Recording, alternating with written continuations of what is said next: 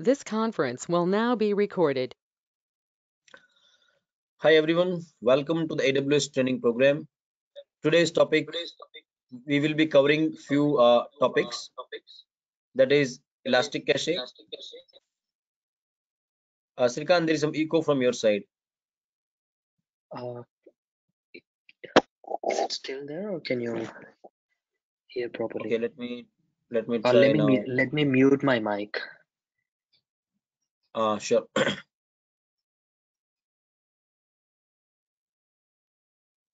This conference will now be recorded.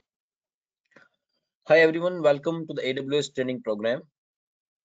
In today's class, we will be covering three topics, that is Elastic Cache, DMS, that is Database Migration Service, and SCT, Schema Conversion Tool. So let's start the class with the agenda. So the agenda is overview of Elastic Cache, set up Elastic Cache in AWS, access Elastic Cache from EC2 instance, overview to DMS, Database Migration Service, create source and target endpoints, create a DMS task, overview to SCT, that is Schema Conversion Tool, SCT installation, and create a SCT project. So mainly three topics are there and we'll be covering in today's class. Starting with Elastic Cache. As the name indicates, Elastic Cache is a caching mechanism. It is a distributed in-memory caching environment in the cloud.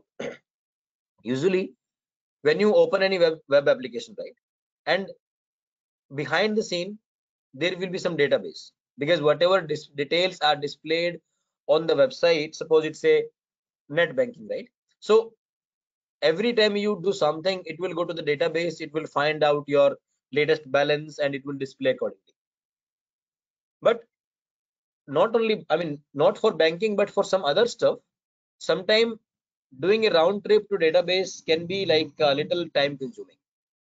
Sometimes we can cache the result. Suppose you want to find out the price for a mobile phone, right? In first initial request, it can go to the, you can say, database and find out the details from there. But if you are asking the same detail again after 2 minutes, then it can be taken from the cache. That would be quite fast. That's the ultimate purpose of setting up a caching environment. So it provides a high performance, scalable, and cost effective caching solution. Since it's hosted on AWS, it's very high performance. That means you can have millions of requests on some specific day. Suppose you are having some big billion day, or some you can say Independence Day sale or something. You are expecting that more people will be buying something, right? That point of time, it can high performance as well as scalable. Depending upon your load, it can scale up or scale down. And cost effective. AWS products are all cost effective. That means you don't need to pay upfront for some service. As and when you use it, and as per your uses, it will be charged. It makes it easy to deploy and manage a distributed cache mechanism environment. Earlier, if you want to set up your own cache environment, that would be difficult. But now, since on AWS, you can just quickly provide few details on the web UI and it will set up behind the scene. In the background, it will set up the required hardware, required infrastructure and all. But as a user, you don't have to worry about all that stuff. It can be used to enhance user experience with web application.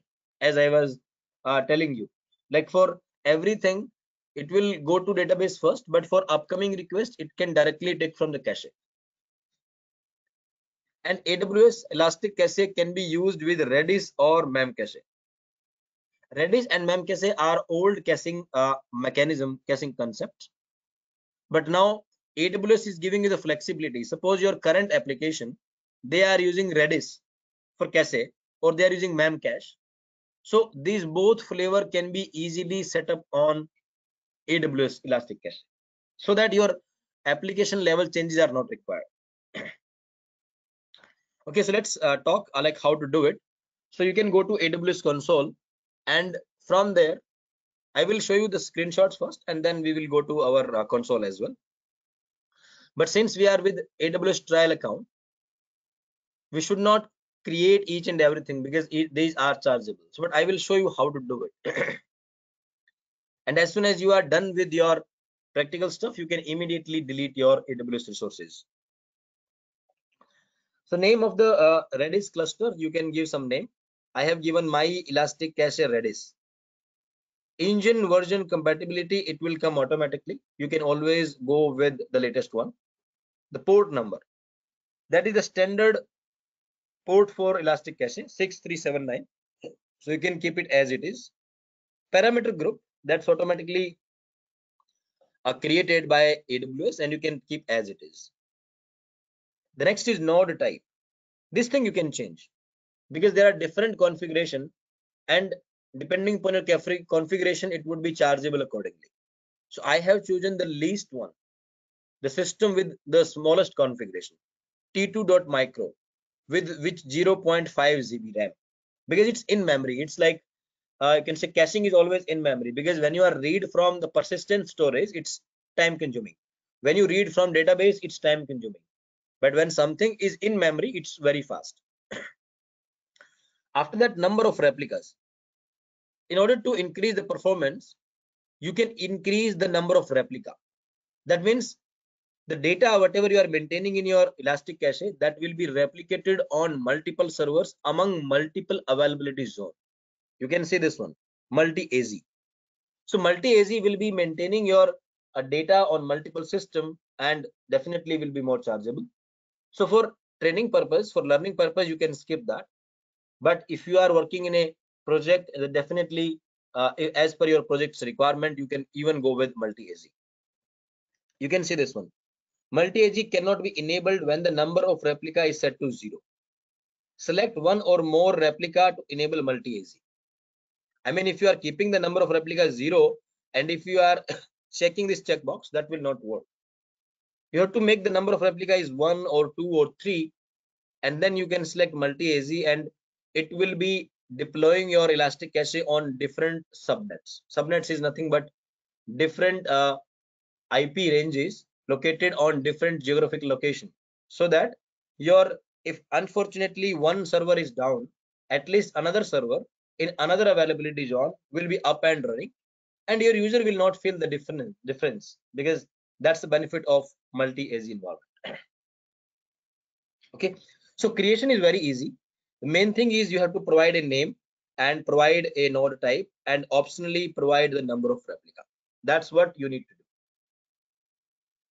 After that, there will be few more things, like you can see that there is a subnet group. As I said, in case you are going with multi-AZ, it will be deploying your application into multiple subnets. So you can specify some subnet group and just optional description if you want. VPC, it will automatically pick from your account, because usually we keep only one VPC in our account. In case you have multiple, you can select, and then you can select the subnet, which different subnet you want to create your Elastic Cache. In this case, I have selected two subnets, AP Southeast 1A and AP Southeast 1B. So 1A is one availability zone and 1B is another availability zone, and you can see there are different IP ranges. If you want 3 subnets, you can even do that. But I think we are good with 2 subnets, because if in case one is down, another one can take care. So this way we will create a subnet group, and after that the next one is, there are a few more settings, like enable automatic backup. Do you want to take a backup of your Elastic Cache? If you want, you can do that. And backup window, no preference or specify backup window. It's completely up to you. If you want to no preference, then it will be taking automatically. If you say that my application is you can say at our peak time or the least usage, or maybe in the midnight, you can specify the window accordingly, the backup will be taken. And similarly, maintenance, since infrastructure is completely taken care by AWS, that is not our headache. That means sometimes they come up with some you can say latest version or some security patches, right? So when should AWS apply those patches? You can specify like no preference or maybe any specific maintenance window. Usually, if you notice, like even in banking applications, sometimes we receive a SMS that our application will be going under some upgrade during like midnight, 1 a.m. till 3 a.m.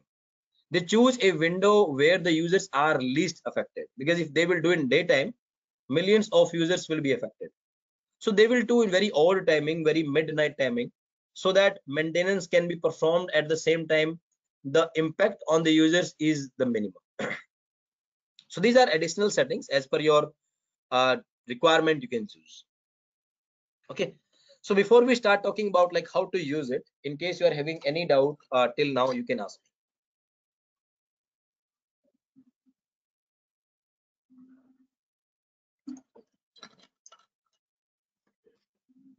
Any doubts, Srikant? No, Neeraj. Okay. But did you understand what we explained? Yes, I did. Okay, that's good. Now that was only about setup, like how to install it. Now it comes to how to use it. So there are many ways to use it. You can programmatically access your Elastic Cache. Suppose you are designing a web application. So in your logic itself, you can design in such a way that before accessing the data from database, it checks in Elastic Cache. If it finds in Elastic Cache, that's well and good. That's faster. If not, then it will go to database and fetch it from there. Now, this screenshot is showing you how to use it from EC2 instance. So it's very easy. First of all, we need to install Redis on EC2 instance because it's not automatically installed. So you simply open